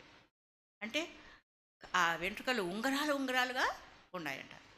అతని కనులు నదీ తీరములందుండు గువ్వల వలె కనబడుచున్నవి, అవి పాలతో కడిగబడినట్లున్నవి, కాచిన రత్నముల వలె ఉన్నవి. ఈ మాటలు మీరు గ్రహించుకోండి, అర్థం చేసుకోండి. ఈ కళ్ళు ఎట్లా ఉండాలనో ఆ వర్ణన అక్కడ ఉంది. గువ్వల్లాగా ఉన్నాయంట, పాలతో కడిగినట్లు స్వచ్ఛంగా ఉన్నాయంట, రత్నాల్లాగా మెరుస్తున్నాయంట. తాచిన రత్నాలంటే రత్నం దొరికినప్పుడు ఎట్లంటే అట్లా ఉంటుంది, దానికి ఒక రూపం ఉండదు. దాన్ని ఏం చేస్తారంటే వాళ్ళు ఆ యొక్క పని చేసేవారు నైపుణ్యంగా దాన్ని పాలిష్ చేస్తారు. దాన్ని ఎత్తు తగ్గులు తర్వాత వాటికి ఏమైనా ఉండకూడనివి ఉంటే వాటన్నిటిని తొలగించి దాన్ని చక్కగా దాన్ని మలుస్తారు. అలాంటి తాచిన రత్నము అని ఆమె వర్ణిస్తూ ఉంది. ఇంకేమంటుందంటే ఆయన చెక్కిళ్ళు పరిమళ పుష్పస్థానములు, సుగంధ వర్గ వృక్షముల చేత శోభిళ్ళు ఉన్నత భూభాగములు. అంటే ఇప్పుడు ఈ పిల్లలంతా అనుకుంటారు, ఏం భాష చెప్తా ఉంది ఈ అమ్మమ్మ, ఏంటంటో చెప్తా ఉంది. ఏమంటే మామూలుగా మనం ప్రభుని గురించి వాక్యంలో కొన్ని సంగతులు మామూలుగా మాట్లాడుకుంటాం కదా. ఇప్పుడు నేను చెప్పేటివి నేనేం సొంతంగా చెప్పలే, పరిశుద్ధ గ్రంథంలో ఉండే మాటలే. మీరు కూర్చొని ఆ వాక్యమును చెంత కూర్చొని, ప్రభువా ఈ విషయాలు నాకు చెప్పు, నాకు అర్థం చేయి అంటే ఆయన చెప్తాడు. ఆయన చెక్కిళ్ళు అంత బాగా ఉంటాయంట. సుగంధ వృక్షముల చేత శోభిల్లు ఉన్నత భూభాగములు. ఆయన పెదవులు పద్మముల వలె ఉన్నవి, ద్రవరూపకమైన అవి పరిమళిస్తూ ఉంటాయంట. ఆయన పెదవులు పద్మముల్లాగా ఉంటాయంట. పద్మములు అంటే ఏంటివి? తామర పుష్పాలు. తామర పుష్పాలు ఎలా ఉంటాయి? ఎంతో సున్నితంగా ఉంటాయి కదా. అంత లేతగా, అంత సున్నితంగా, అంత మంచి కలర్లో ఉన్నాయంట. అక్కడ ఆ జటామాంసి పరిమళిస్తూ ఉంటుందంట. ద్రవరూపకమైన జటామాంసి అంటే జటామాంసి అనేది ఒక సుగంధ ద్రవ్యం. అది ఎలా ఉంటుందో నాకు కూడా తెలియదు. పరిశుద్ధ గ్రంథంలో చాలా చోట్ల అది ఉంది. అది ద్రవరూపకమైన అంటే అంత పెదవులు ఆ యొక్క ఏదో ఒక ద్రవం పూసినట్లుగా కనిపిస్తాయంట. ఆయన ఆ రూపం ఎలా ఉంటుందంటే ఆ, విచిత్రమైన దంతపు పనిగా, విచిత్రమైన దంతపు పనిగా ఆయన శరీరం అంతా అతని ఒక కాయము ఆ, నీల రత్న ఖచ్చితమైన ఆ. విచిత్రమగు దంతపు పనిగా కనబడుచున్నది. నీలరత్న ఖచ్చితమైన విచిత్రమైన దంతపు పని. దంతం అంటే ఏనుగు దంతం, అది తెల్లగా ఉంటుంది. తెల్లగా అంటే తెలుపు కాదు, అది ఒక విధమైన ఆ, తెలుపు, తర్వాత ఆ, క్రీమ్ కలర్ కలిసి ఉంటుంది, ఐవరీ. ఐవరీ. అలాగా ఉంటుందంట ఆయన శరీరం అంతా. ఆయన చేతులు ఎలా ఉంటాయంట, తార్షీసు రత్నభూషితములైన స్వర్ణ గోళముల వంటివి. అంటే రత్నములతో అలంకరింపబడిన చేతులు ఇలా కలిసినప్పుడు ఒక గోళములాగా, ఒక స్వర్ణ గోళం, ఒక బంగారు వలయంలాగా ఆయన చేతులు కనిపిస్తాయంట. ఆయన వైఖరి లెబానోను పర్వత తుల్యము, దేవదారు వృక్షములంతా ప్రసిద్ధము. అంటే దేవదారు వృక్షములు, లెబానోను పర్వతం అనేది చాలా ఉన్నతమైనవి, అవి చాలా ఎత్తుగా ఉంటాయి. అంత ఉన్నతమైన వైఖరి. వైఖరి అంటే ఆయన యొక్క ప్రవర్తన తీరు, ఆయన ప్రవర్తన సరళి, ఆయన నడవడిక, ఆయన మాట్లాడడం, ఈ మొత్తం అంతటిని కలిపి వైఖరి అంటారు. అలాగా ఉంటుందంట ఆయనది. ఆయన వైఖరి లెబానోను పర్వత తుల్యము, దేవదారు వృక్షములంతా ప్రసిద్ధంగా ఉంది. అపరంజి మట్ల యందు నిలిపిన చలువరాతి స్తంభముల వలె ఆయన కాళ్ళు కనపడుతున్నాయి. ఆయన కాళ్ళు ఎట్లా ఉన్నాయంట, చలువరాతి స్తంభాల్లాగా ఉన్నాయంట. ఆయన నోరు అతి మధురము. ఇంత చక్కటి వర్ణన అక్కడ చేయబడింది. బైబిల్ పండితులు ఏం చెప్తారంటే, ఆ షూలమ్మితి ఎవరు, సంఘము. ఆ వర్ణింపబడిన ప్రియుడు ప్రభు అయిన యేసుక్రీస్తు. కాబట్టి ప్రభు అయిన యేసుక్రీస్తు అతి సుందరుడు, అతి మనోహరుడు అని చెప్పబడ్డానికి ఈ వాక్య భాగం పరమగీతం 5వ అధ్యాయంలో ఒక 6-7 వచనాలలో ఆయన గురించి వర్ణింపబడింది. నేను బైబిల్ పండితులు, ఇతర ఉపదేశకులు చెప్పిన మాటను అనుసరించి నేను చెప్తున్నాను. కాబట్టి ఈ వర్ణన ప్రభు అయిన యేసుక్రీస్తుకు చెందింది. ఒకవేళ ఈ మాటలన్నీ మనకు అర్థమైనా కాకపోయినా, ఆయన శరీరం అంతా, ఆయన వైఖరి, ఆయన కనులు, ఆయన తల, ఆయన చేతులు, ఆయన కాళ్ళు, ఆయన శరీరం అంతటిని వర్ణిస్తూ శ్రేష్టమైన విధానంగా ఆమె చెప్తా ఉంది. అది మనం ఊహకు అందదు. మొత్తం మీద మనం ఏమని అర్థం చేసుకోవాలంటే, అతడు అతి సుందరుడు, అతి మనోహరుడు, అతి కాంక్షణీయుడు. ఆయన ఎవరు, అతి కాంక్షణీయుడు. అటువంటి ఆ ప్రియ రక్షకుడు, ఆ ప్రియ ప్రభువు మన కొరకు ఏం చేయబడ్డాడు. యెషయా గ్రంథం 53వ అధ్యాయం.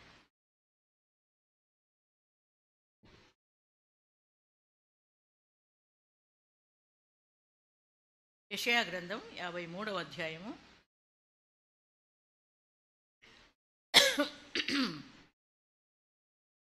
2వ వచనము చదువుతారమ్మా. లేత మొక్కవలెను, ఎండిన భూమిలో మొలచిన మొక్కవలెను అతడు ఆయన ఎదుట పెరిగెను. అతనికి స్వరూపమైనను సొగసైనను లేదు. మనం అతని చూచి ఆపేక్షించినట్లుగా అతని యందు స్వరూపము లేదు. చాలు. కాబట్టి ఇది ఎన్నోసార్లు మనము ఆరాధన వర్తమానంలో వింటూ ఉంటాం. అతడు అతడు అతడు అని రాయబడింది. ఎవరు ఈ అతడు? ఎవరుమా అతడు అంటే? చెప్పండి గట్టిగా. ప్రభు అయిన యేసుక్రీస్తు. యేసు ప్రభు. ఈ యెషయా గ్రంథం 53వ అధ్యాయం అంతా కూడా ప్రభు అయిన యేసుక్రీస్తుని గురించి. ఆయన పుట్టక ముందు, ఆ సిస్టర్ను కొంచెం ప్రక్కన ఎవరైనా నిద్రపోతుంటే కొంచెం ఊరికి అట్లా తాకండి, లేస్తారు. 700 సంవత్సరాలకు ముందే ఈ ప్రవచన రూపకంగా చెప్పబడిన మాట. ప్రవచనం అంటే ముందుగానే చెప్పటం, ముందుగానే చెప్పటం. యెషయా ప్రవక్త ప్రభు అయిన యేసుక్రీస్తుని గురించి ముందుగా చెప్పబడిన మాటలు. ఈ 12 వచనాలు మీరు నేర్చుకోండి, ఇదంతా చదవండి. ఒక 10 రోజులు మీరు చదివినారంటే మీకు వచ్చేస్తుంది ఇది. ఈ 12 వచనాల్లో వ్రాయబడిందంతా ప్రభు అయిన యేసుక్రీస్తుని గురించే. ఆయన ఏమైనాడంటమ్మా? ఆయన ఆ, స్వరూపమైన సొగసైన లేదు, ఆ, మనం అతని చూచి ఆపేక్షించినట్లుగా అతని యందు స్వరూపము లేదు. కాబట్టి ఆయన స్వరూపము సొగసు కోల్పోయిన వాడుగా ఉంటున్నాడు. స్వరూపం అంటే సుందరమైన రూపం. మనం ఇందాక చెప్పుకున్నాం కదమ్మా, పరమగీతంలో ఆ వర్ణన అంతా చూసినాం. మనోహరమైన మన మాటల్లో ఎట్లా ఎంత చక్కగా ఉందివే, ఆ ముఖం ఎంత బాగుంది, ముక్కు ఎంత చక్కగా ఉంది, ఇట్లాగా చెబితే మనకు అర్థమవుతుంది. కానీ ఇక్కడ చెప్పబడిన మాటలు మనకు కొంచెం కష్టంగానే ఉంటాయి. అయినా ఏం కాదు, ప్రభు దగ్గర కూర్చొని ఆశతో మనం అడిగినామంటే ప్రభు మనకు నేర్పిస్తాడు, అర్థమయ్యేటట్టు చేస్తాడు. ప్రభు వాక్యం దగ్గర మీరు కూర్చున్నప్పుడల్లా కూడా మీరు ఏం చేయాలంటే ఆశతో కూర్చోండి. ప్రభువా నాతో మాట్లాడు, నాకు చెప్పు, నాతో మాట్లాడు, నాకు వివరించు, నాకు బోధించు. మగ్దలేనే మరియా ప్రభు అయిన యేసుక్రీస్తు కనపడినప్పుడు ఏమన్నదమ్మా ఆమె? మగ్దలేనే మరియా బోధకుడా, రబ్బూని అని పిలిచింది. నా బోధకుడా. ఆమె ఏమంటుంది? నా బోధకుడా అంటుంది. రబ్బీ అంటే బోధకుడా అని అర్థం. రబ్బూని అంటే కాబట్టి ఆనాడు మగ్దలేనే మరియా ఏమన్నదో ఆ విధంగా మీరందరూ చెప్పాలా, మనమందరం చెప్పాలా. రబ్బూని నాతో మాట్లాడు, నాకు బోధించు అని చెప్పినప్పుడు తప్పకుండా మనల్ని ఆయన తృప్తిపరుస్తాడు. ఒక వచనం ఉంది కదా, ఆశగల ప్రాణమును తృప్తిపరచు. చూడండి ఎంత బాగా చెప్పినారు. ఇట్లాంటి అయితే బాగా మనకు గుర్తుంటాయి కదా. ఆశగల ప్రాణాన్ని ఏం ఆశ? మనకు మంచి తిండి తిందాం, మంచి బట్టలు కట్టుకుందాం, ఇవే కదా అందరం మనకు తెలిసిందే, ఇది బహిరంగ రహస్యం కదా. కాబట్టి మన ఆశలు ఏమంటే ఇవే. భౌతిక జీవితాన్ని గురించిన ఆశలే మనకుంటాయి. అంటే నేను ఎవరిని ఏదో తిరస్కరించి మాట్లాడినట్టు కాదు, మన బలహీనత నేను చెప్తున్నా, నా మటుకు నా విషయంలోనే నేను చెప్తాను. ఎప్పుడు అలాంటివి కోరుకుంటాం. కానీ ఇది ఏ సందర్భంలో చెప్పబడిందంటే ఆత్మీయమైన విషయాల గురించి చెప్పబడిన మాట ఇది. నువ్వు ఆ ఆత్మ విషయంలో ప్రభువుని గురించి ఎక్కువ తెలుసుకోవాలనే ఆశ నీకుంటే ఆయన నిన్ను తృప్తిపరుస్తాడు, నీతో మాట్లాడతాడు, నీకు చెప్తాడు. ఇప్పుడు నేను ఏ బైబిల్ కళాశాలలో నేను చదువుకోలేదు, ఏ రెఫరెన్స్ బుక్స్ నేను చూడలేదు. ఏదైతే ప్రభు చెప్పినాడో, నేను ఏది విన్నానో అది మీ దగ్గరికి నేను తీసుకొచ్చిన. కాబట్టి మీరు కూడా అలాగా ఆశతో ఆయన సన్నిధిలో కూర్చొని ఈ పరిశుద్ధ గ్రంథాన్ని మీరు చేత పట్టుకోండి. మీలో చాలామంది ఇంకా బైబిల్ పూర్తి చేయని వారు ఉన్నారు. కానీ యవ్వనస్తులు మరి ముఖ్యంగా ఇక్కడ నిలబడి పాటలు పాడినవారు, పాటలు పాడడం ముఖ్యం కాదు, అది ఒక సంగీత సేవ మంచిదే, అది కూడా మనం ఈ వాక్యంలో చూస్తాము. అయితే అన్నిటికంటే ముఖ్యము దేవుని వాక్యమును మనం ఘనపరచాలి. ఎందుకంటే వాక్యమే మనకు యోహాను సువార్త 1:1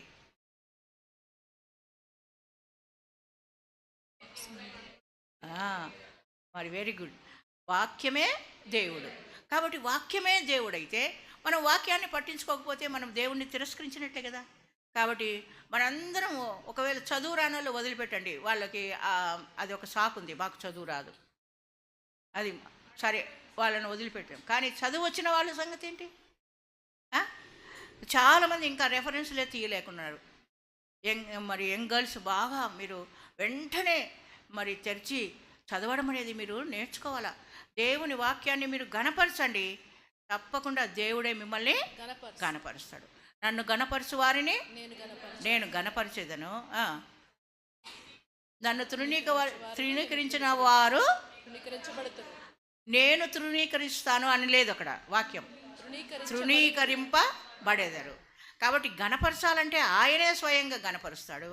కానీ తృణీకరించాలంటే ఆయన తృణీకరించాల్సిన పనుల. ఏ కుక్క అయినా మనల్ని తృణీకరించవచ్చు. పోతూ పోతూ మన మీద దాని ఒళ్ళు మీద ఉండే ఆ తోకకుండే బురదను విదిలించవచ్చు. పోతూ పోతూ ఉంటే ఒక సైడ్ ఎవరైనా వెహికల్లో వెళ్తూ మన మీద బురదను చిందించవచ్చు, లేకపోతే ఇంకా ఎవరైనా మనల్ని అనవసరంగా దూషించవచ్చు. కాబట్టి తృణీకరించడానికి ఆయన రాడు, ఆయన పూనుకోడు. ఎవరైనా మనల్ని తృణీకరించవచ్చు. కానీ గణపరచాలంటే ఆయనే గణపరుస్తాడు. ఇది ఈ వాక్యాన్ని ఏ, బాగా వివేచనతో మనం చదివినప్పుడు ప్రభు మనతో తప్పకుండా మాట్లాడతాడు. కాబట్టి ఇక్కడ ఈ వచనాల్లో మనం చూసేది ఏంటంటే, మన ప్రియ రక్షకుడు ఎంత స్వరూపం. మామూలుగా ఆయన ఏ ఏ గోత్రంలో పుట్టాడమ్మా? యూదా గోత్రం. యూదులు చాలా అందంగా ఉంటారంట.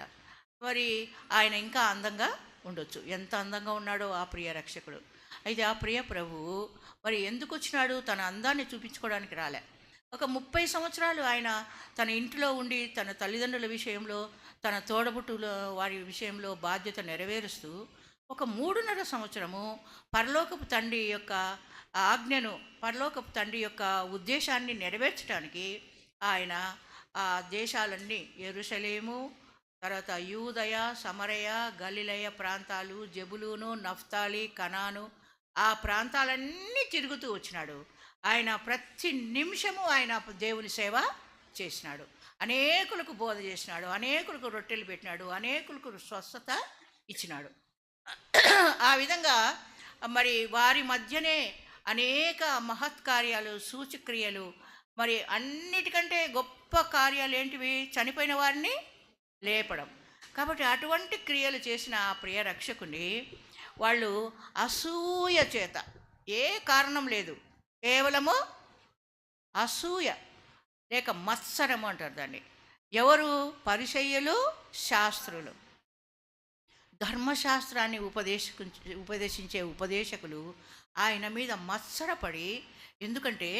ఎందుకు వాళ్ళకు మత్సరం కలిగిందంటే, ప్రజలంతా కూడా ఆయన వెంబడి వెళ్తూ ఉన్నారు.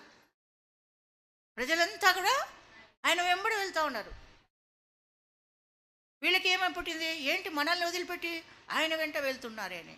ఆ మత్సరంతో ఆయనను ఏం చేసినారంటే ఆయన మీద కుట్ర చేసినారు. అయితే ఇందులో పరలోకపు తండ్రి యొక్క ఒక ఉద్దేశం ఉంది. ఆయన సర్వమానవాళి పాప పరిహారార్థ బలిగా తను తానే సిలువకు అర్పించుకోవాలా, పాపములకు ప్రాయశ్చిత్తము చెయ్యాలా. అది తండ్రి ఉద్దేశం. ఆ ఉద్దేశాన్ని ప్రభు అయిన యేసుక్రీస్తు సంపూర్ణంగా నెరవేర్చినాడు. అది కూడా ఈ మాట ఇక్కడ ఉంది. అయితే ఆయనను పట్టుకొని సిలువకు అప్పగించిన వారెవరు?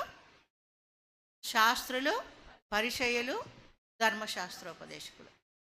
వాళ్ళు ఎట్లా చేసినారంటే ఆ ప్రజల్ని ఎట్లా మరి మెస్మరైజ్ చేసినారో, వాళ్ళందరూ కూడా ఆయన చేతి రొట్టెలు తిన్నవారే, ఆయన మాటలు విన్నవారే, ఆయన చేత స్వస్థత పొందినవారే, పెందల కడ లేచి ఆయన దగ్గరికి పరిగెత్తుకుంటూ వచ్చిన వారే, ఆయన కనపడకపోతే పరిగెత్తుకుంటూ వచ్చి, ప్రభువా ఎప్పుడు వచ్చినావు నువ్వు ఇక్కడికి అని విస్తుపోయి అడిగేవాళ్ళు. ఎప్పుడు వచ్చేసినావు నువ్వు మమ్మల్ని వదిలిపెట్టేసి అని వెతుక్కుంటూ వచ్చేవాళ్ళు. ఇప్పుడు ఏమంటున్నారంటే, ఆయన ఏమంటున్నారమ్మా? వాళ్ళందరూ కలిసి సిలువ వేయుము, సిలువ వేయమనే కేకలు వేసినారు. వాళ్ళ కేకలు ఏమైనాయంట? గెలిచినాయంట. ఆ ప్రియ రక్షకుడు ఆ రాత్రి వేళ ఆయనను పట్టి బంధించి దాదాపు 9 గంటల సమయం, మరునాడు 9 గంటలకు ఆయనను సిలువ వేసినారు. ఈ 9 నుంచి 9 వరకు ఈ 12 గంటల సమయంలో ఆయనను 6 చోట్లకు తిప్పినారు. ఎన్ని చోట్లకు తిప్పినారమ్మా? 6 చోట్ల కూడా ఆయనకు అన్యాయపు తీర్పు తీర్చినారు. ఆయనను శిక్ష విధించే అధికారి పిలాతు 3 సార్లు చెప్పినాడు, ఈయన యందు ఏ దోషము నాకు కనబడలేదని 3 సార్లు చెప్పినాడు. ఇంకా చాలా సంగతులు నేను అవన్నీ చెప్పను, టైం అయిపోతుంది. అలాగా ఆయన నిర్దోషి, నిష్కల్మషుడు, పాపులలో చేరక ప్రత్యేకముగా ఉన్నవాడు, ఆకాశ మండలం కంటే మిక్కిలి హెచ్చైన ప్రధాన యాజకుడు, ఆ ప్రియ రక్షకుడు మరి సిలువ వేయబడ్డానికి తను తాను అప్పగించుకున్నాడు. ఆయన పాదాల్లో మేకులు కొట్టినారు, ఆయన చేతుల్లో మేకులు కొట్టినారు, ఆయనను సిలువ మీదకి ఎత్తినారు. భూమికి ఆకాశానికి మధ్యలో ఆయన వ్రేలాడినాడు ఒక శాపగ్రాహిగా. ధర్మశాస్త్రం ప్రకారము భూమికి ఆకాశానికి మధ్యలో వ్రేలాడబడిన వాడిని ఏమంటారంటే శాపగ్రాహి అంటారు, శాపగ్రస్తుడు అంటాడు. ఆయన మన కొరకు ఏమైనాడు? శాపమైనాడు. మన పాపభారం అంతా ఆయన మోసుకున్నాడు. ఆ యెరూషలేం వీధుల్లో ఎక్కడైతే తాను మహత్కార్యాలు చేసినాడో ఆ యెరూషలేం వీధుల్లో ఆయన ఆ మోయలేని సిలువ భారాన్ని ఎత్తుకొని ఆ కనబడని మన పాప భారం అంతా ఆయన మోసుకుంటూ ఆ యెరూషలేం వీధుల గుండా వెళ్తూ ఉంటే మోయలేక ఆయన 3 సార్లు పడిపోయినాడంట. ఎందుకు? రాత్రి పట్టబడ్డాడు. ఆయనను ఎక్కడెక్కడో తిప్పినారు. ప్రతి సువార్తలో చివరి అధ్యాయాలు చదవండి మీరు. ప్రతి సువార్తలో ఎన్ని ఉన్నాయి మా సువార్తలు? 4 ఉన్నాయి. చెప్తారా వరుసగా? Very good. కాబట్టి ఈ సువార్తల్లో చివరి అధ్యాయాలు మీరు చదివినారంటే యేసుక్రీస్తు యొక్క శిలువ శ్రమలన్నీ మనకు అర్థమవుతాయి. ఎప్పుడో గుడ్ ఫ్రైడే రోజు చావొందితివా నాకై సిలువలో అని ఏ పాపం ఎరుగని పావనామూర్తి ఇలాగా పాడుకుంటాం. ఒకసారి గుడ్ ఫ్రైడే రోజు మేము చర్చికి సిద్ధపడతాం అంటే పక్కన పాట వినిపిస్తుంది. ఏ పాపం ఎరుగని యో పావనామూర్తి పాప విమోచకుండా అంటున్నాడు అని పాప దీర్ఘాలు తీసి ఎంత దుఃఖ స్వరంతో ఒక పాడుతుంటే నేను అనుకున్నా, ఎంత బాగుపడుతున్నారు. ఈ పాట ఆంధ్ర క్రైస్తవ కీర్తనలో ఉందని నేను అటు వెళ్ళి చూస్తే ఎవరున్నారు తెలుసా? ఒక తాగుబోతు బాగా తాగినాడు, మంచం మీద పడుకొని ఆ పాట పాడుతున్నాడు. ఎంత బాగా అసలు ఆ పాట వింటుంటే ఏడుపు వస్తుంది అన్నమాట మనకి. అంత దుఃఖ స్వరంతో పాడుతున్నాడు. చూడండి, మరి గుడ్ ఫ్రైడే రోజు తాగుబోతుకి కూడా యేసుక్రీస్తు శ్రమలు గుర్తొచ్చినాయి. మనం ఎంతగా గుర్తు చేసుకోవాలా, ఎంతగా ఆ ప్రియ ప్రభు యొక్క ప్రేమ ఆ శిలువ శ్రమల్లో మనకు ఆగుపరుచుకోవాలా. గుడ్ ఫ్రైడే అని ఉపవాసాలు ఉండి మరి ఆ 7 మాటలు తలంచుకొని ఆ రోజుకు మనం తృప్తిపడడం కాకుండా నిరంతరం కూడా మనం ఆయన శిలువ శ్రమలు జ్ఞాపకం చేసుకోవాలా. ఆయన తన స్వరూపాన్ని మన కొరకు పోగొట్టుకున్నాడు.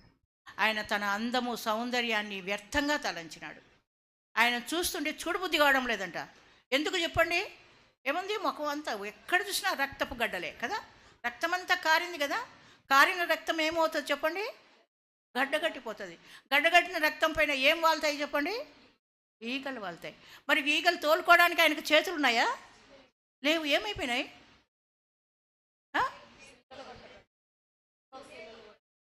ఏమి గర్ల్స్ ఏం మాట్లాడడం మీరు చెప్పాలా ముఖ్యంగా. కాబట్టి ఇది నేను తమాషకు చెప్పడం లేదు. నిజంగా అందము మోసకరము, సౌందర్యం వ్యర్థము, అతి సుందరుడు, అతి మనోహరుడు, అతి కాంక్షణీయుడు, 10,000ల గుర్తింపదగిన మన ప్రియ రక్షకుడు నీ కొరకు నా కొరకు స్వరూపము సొగసు కోల్పోయినాడు. అతడు చూడనొల్లని వానుగా మనుషుల చేత తృణీకరింపబడ్డాడంట. చూసిన వాళ్ళు మొహం తిప్పుకుంటున్నారు. బాగా గమనించండి. చూడండి, ఎవరైనా యాక్సిడెంట్లో వాళ్ళ ముఖము అంతా ఛిద్రమైపోతుంది అంటే బాగా ఇదైపోతుంది అనుకోండి. అప్పుడు మనం చూస్తాము. చూసి వెంటనే ఏం చేస్తాము? వెంటనే ఒక అబ్బా అని మొహం తిప్పుకుంటాం. ఇంకా పొరపాటున కూడా చూడం. అలాగా చూడనొల్లని వానిగా చేయబడ్డాడు ఆ ప్రియ ప్రభువు, ఆ రక్షకుడు. ఆ పరలోక భాగ్యాన్ని వదిలిపెట్టి దేవునితో సమానంగా ఉండుట విడిచిపెట్టకూడని భాగ్యమని ఎంచుకొనలేదు, కానీ దాసుని స్వరూపం ధరించుకొని ఈ లోకానికి దిగి వచ్చినాడు.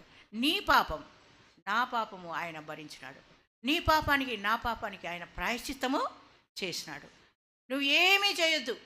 ఆ ప్రియరక్షకుడు చేసిన ఆ కార్యాన్ని నువ్వు నమ్ము. ఏమ్మా, వింటున్నారా సిస్టర్స్? మరి నేను ఎవరి గురించి చెప్తున్నాను? ఎవరిని గురించి చెప్తున్నానమ్మా నేను? మరి అందరు చెప్పాలా? మరి నోరు తిప్పి కొంతమంది నోరే విప్పడంలా. మరి కొంతమంది ఉంటారు, వాళ్ళకి చదువు రాకపోయినా స్పష్టంగా మాటలు పలకకపోయినా ప్రభువా ప్రభువా అంటుంటారు. ఎంత దీనంగా వాళ్ళు తమ ఆరాధనలు అర్పిస్తూ ఉంటారు. కాబట్టి మరి నోరు తెరిచి ప్రభు నామాన్ని మనం స్మరించాలా, ప్రభు నామం చెప్పాలా. ఏదో మౌనంగా ఉంటే లాభం లేదనమాట. ఒక మాట ఉంది, బైబిల్లో ఉంది, నేను కాదు చెప్పేది. మోసగాండ్రు మౌనంగా ఉందరు. బైబిల్లో ఉందమ్మా మాట. మోసగాండ్రు ఎట్టుంటారంట? మౌనంగా ఉంటారంట. కొన్ని మాటలు మనం విన్నామంటే భయపడిపోతాం. అమ్మో, నేను మౌనంగా ఉండకూడదు నాయన, నేను ఎట్లు మౌనంగా ఉండగలను అని అప్పుడు మనము నోరు తెరిచి ఆరాధన చేస్తాం.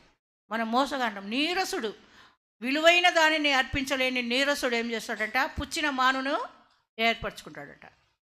విలువైన దానిని అర్పించలేని నీరసుడు పుచ్చిన మానుతో ఒక బొమ్మ చేసుకొని దానికి సాగిలపడతాడు. మనమైతే మన సృష్టికర్త, నిజదేవుడు, జీవాధిపతిని మనము మన దేవుడిగా కలిగి ఉన్నాం. ఆ ప్రియ రక్షకుడు నీ కొరకు, నా కొరకు, నీ పాపం కొరకు, నా పాపం కొరకు ఆయన సిలువలో వ్రేలాడి తన స్వరూపము సొగసు కోల్పోయినాడు. అది నీ నిమిత్తమే. వ్యక్తిగతంగా ప్రతి ఒక్కరు కూడా అలాంటి భావన మీరు కలిగి ఉంటే మీరు ఆయన పాదాల చెంతకు రాకుండా ఉండలేరు. కాబట్టి మరి ఇంతవరకు నేను మీ దగ్గరికి తీసుకొచ్చిన ఈ వాక్యము మరి మీకు ఎంతమందికి అర్థమైనా కాకపోయినా పరిశుద్ధాత్మ దేవుడు మిమ్మల్ని నిత్య జీవమునకు నిర్ణయించి ఉంటే మాత్రము ఈ మాటలు మీకు తప్పకుండా అర్థమవుతాయి. మీరు నిత్య జీవమునకు నిర్ణయింపబడాల. ఎందుకంటే ప్రభు అయిన యేసుక్రీస్తు యొక్క శిలువ కార్యాన్ని, ఆ శిలువ మరణాన్ని, ఆయన శిలువ శ్రమలను, శిలువ వేదనను, ఆ శిలువలో పొందిన అవమానాన్ని నా కొరకు పొందినాడు అని నువ్వు భావిస్తే నువ్వు ఆయన పాదాల చెంతకు రాకుండా ఉండలేవు.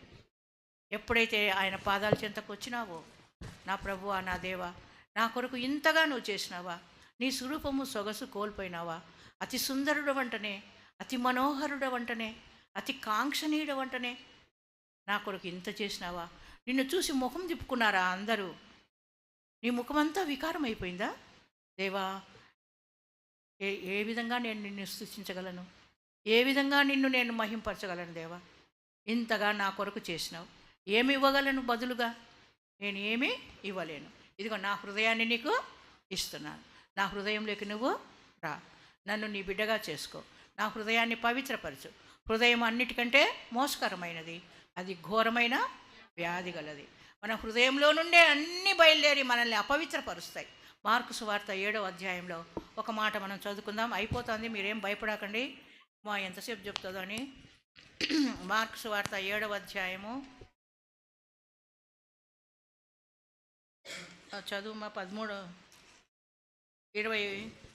20వ వచనం, 21, మనుషుని లోపల నుండి బయలు వెళ్ళినది మనుషుని అపవిత్రపరచును. దయచేసి జాగ్రత్తగా వినండి.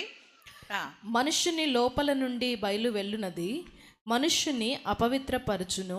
లోపలి నుండి అనగా మనుషుల హృదయములో నుండి దురాలోచనలను, జారత్వమును, దొంగతనములను, నరహత్యలను, వ్యభిచారములను, లోభములను, చెడుతనములను, కృత్రిమములను, కామ వికారమును, మత్సరమును, దేవదూషణయు, అహంభావమును, అవివేకమును వచ్చును. ఈ చెడ్డవన్నీయు లోపలి నుండియే బయలు వెళ్ళి మనుషుని అపవిత్రపరచునని ఆయన చెప్పెను. కాబట్టి చెడు ఎక్కడో లేదు, లోకంలో లేదు. ఎక్కడుంది మన చెడు? మనలో, మన హృదయంలో. ఇప్పుడు ఇక్కడ 13 రకాల స్వభావాలు, గుణగణాలు చెప్పినారు. ఇవన్నీ ఎక్కడి నుంచి వస్తాయమ్మా? మన హృదయంలో నుండి. ఏమా బైబిల్, మీరు అందరూ బైబిల్ కలిగి ఉండి బైబిల్ తెరిచి చదివే వాక్యాన్ని మీరు చూస్తూ ఉంటే ఇంకా వేరే మనం ఏం చెయ్యం. కాబట్టి దయచేసి అందరు కూడా మీ బైబిల్ తెరవండి, ఆ రెఫరెన్స్ చూడండి, మళ్ళీ మీరు నోట్ చేసుకుంటే ఇంటి దగ్గర కూడా మళ్ళీ ఒకసారి చదువుతారు. మరి వచ్చిన వాళ్ళము ఏమీ వినకుండా మన సొంత భావాలు కలిగి ఉంటే మాత్రం ఇదంతా నిష్ప్రయోజనం అయిపోతుంది అన్నమాట. దేవుని కార్యాలు ఎప్పుడు నిష్ప్రయోజనము కాకూడదు. కాబట్టి హృదయంలో నుండి ఇవన్నీ బయటకు వచ్చి, అంటే మన హృదయంలో నుండే బయటకు వచ్చి మనల్ని ఏం చేస్తున్నాయి? అవి అపవిత్రపరుస్తున్నాయి, పాపులుగా చేస్తున్నాయి, దోషులుగా చేస్తున్నాయి. కాబట్టి ఎవరో కాదు మనల్ని చెడగొట్టేది, మన హృదయమే. కాబట్టి మన ప్రభు ఏమంటున్నాడంటే, నా కుమారుడా నీ హృదయం నాకు ఇవ్వు. ఆయన ఏం అడగడంలా, ఏమంటున్నాడు చెప్పండి అందరూ? నా కుమారుడా నీ హృదయము నాకిమ్ము. కాబట్టి మన హృదయం మంచిదనా? కాదు. ఇప్పుడు ఇందాక చదివినాం కదా, 13 విధాలుగా ఇక్కడ రాయబడిన ఈ మాటలు, ఇవన్నీ మన హృదయంలో నుండే వచ్చి మనల్ని అపవిత్రపరుస్తున్నాయి. ఇటువంటి అపవిత్ర హృదయాన్ని ఆయన కోరుకుంటున్నాడు. ఆ విధంగా మన హృదయాన్ని పవిత్రపరిచి, పరిశుద్ధపరిచి, మనల్ని పరిశుద్ధ బిడ్డలుగా చేసుకొని తన నిత్య జీవమునకు, నిత్య రాజ్యానికి వారసులుగా చేసుకోవాలని ఆ ప్రియ ప్రభు తన అందాన్ని పోగొట్టుకున్నాడు. కాబట్టి అటువంటి ప్రియ ప్రభువును నీ హృదయంలో చేర్చుకొని నీ సొంత రక్షకునిగా అంగీకరించు. ప్రభు ఈ వాక్యాన్ని దీవించును గాక. ఒక్క నిమిషం కళ్ళు మూసుకోండి దయచేసి. Don't laugh. మీరు ఎవరు కూడా నవ్వొద్దు, వేరే వేరే సంభాషణ వద్దు. దయచేసి మరి ఎంత గంభీరమైన సమయం ఇది. మరి ప్రభువు మన కొరకు చేసిన త్యాగ సహితమైన ఆ ప్రేమ కార్యమును, ఆయన పడిన అవమానము, వేదన, బాధ, హింస, మరి వాటన్నిటిని జ్ఞాపకం చేసుకున్నాం. ఆ ప్రియ ప్రభు తన స్వరూపము, సొగసు, తన అందమంతా పోగొట్టుకున్నాడు. చూడనొల్లని వానిగా చేయబడ్డాడు. మనుషులు ఆయనను తృణీకరించినారు, ఆయనను విసర్జించినారు.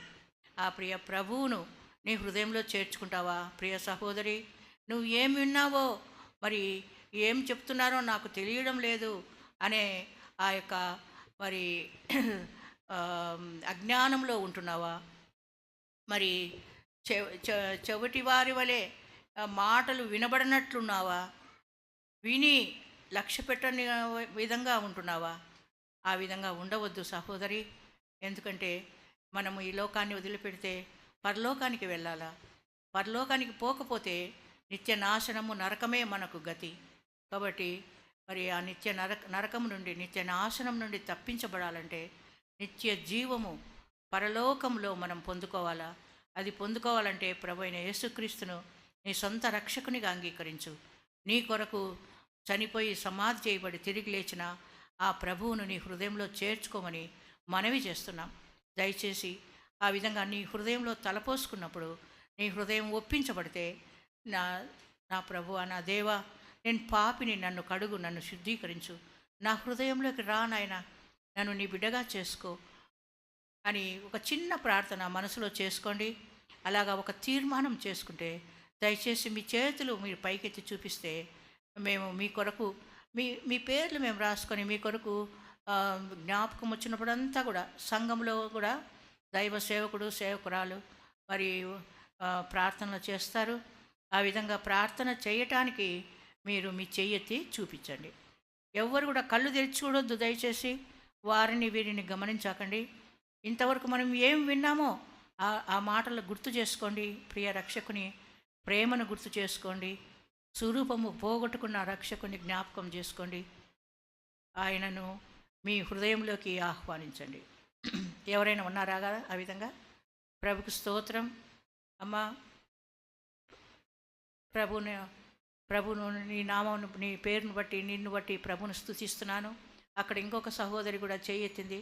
ఆమెను బట్టి కూడా మీకు ప్రభుకు వందనాలు చెల్లిస్తున్నాను. ఈ సహోదరుల పేర్లు రాసుకోండి. దైవ సేవకురాలు, మరి వారి నిమిత్తమే కొంచెం కనబడేటట్టు పైకెత్తండమ్మా.